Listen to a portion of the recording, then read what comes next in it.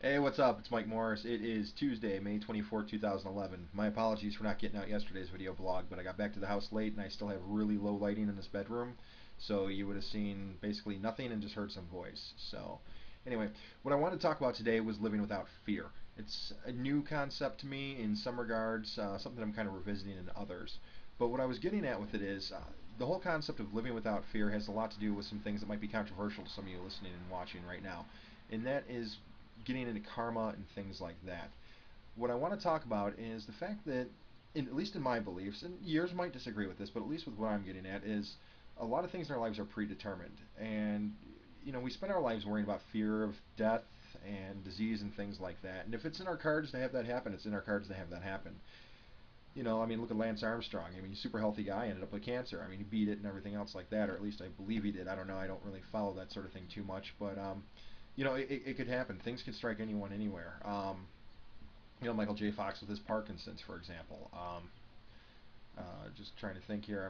We've seen some untimely deaths, or at least they appear to be untimely. But if it's what's written in the fate, it's written in fate. So don't live life in fear. Don't be afraid to take chances. Be a little reckless and just do whatever the fuck it is you want to do. The reason I say it is you're holding yourself back, and you can learn and experience so much. So if it was meant for you to die on January 16th, 2010, you would have died on January 16th, 2010, regardless. So, if you were meant to get sick, you would have got sick. I believe there's a lot of factors like that. And many people might argue with me, but hey, man, this is my beliefs, not yours, and you don't like it, there's an off button right there. So the point that I'm getting at is, you know what, don't be afraid to skydive. Jump out of the fucking plane. Get on a motorcycle. I see people riding around all the time and they're fine. Yeah, people died on motorcycles too, don't get me wrong, but there's that. Don't be afraid to do that sort of thing. Don't be afraid to try new things. You know what? Smoke a joint if you never have before. I don't know. You just don't be afraid to live out of the fear of death, because one, you're gonna die, and two, it's out of your control. So if it's meant to happen in that certain way, shape, or form, it's going to. That doesn't mean go out and buy yourself, $500 worth of coke and see how much you can get up your nose in 20 minutes.